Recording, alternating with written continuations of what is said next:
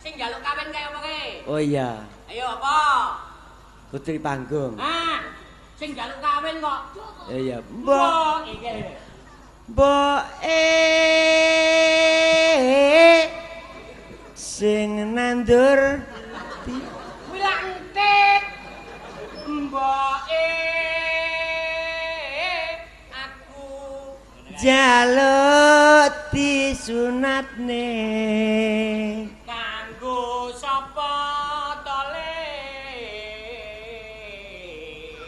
Kanggo nyoba mboke dhewe.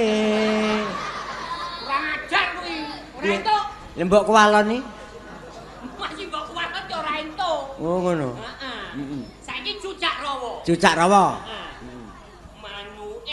Manuke cucak rawa. Cucak rawa dawa buntute.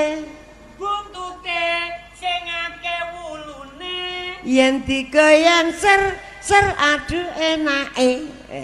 Iku cucak rawa. Iya. Manuke manuk gagak. Ngawur nek iki.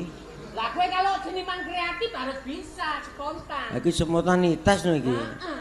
Manuk gagak mencok neng tunggak. Ana cewek kok delok lagi macak. Bareng weruh aduh manuk kundangak.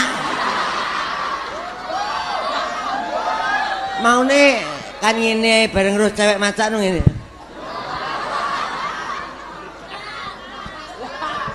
Wi, gagak saiki. Iya.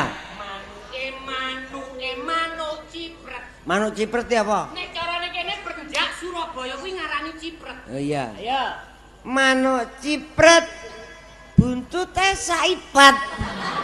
Mangane enek suket-suket. Bareng weruh aduh manukku purat. Maune ngene. Manuke manuk tilang. Manuk tilang miber nang Magelang. Mangane jangkrik karo walang. Bareng weruh aduh manukku ilang. Manuke Kok iso langsung ilang? iya.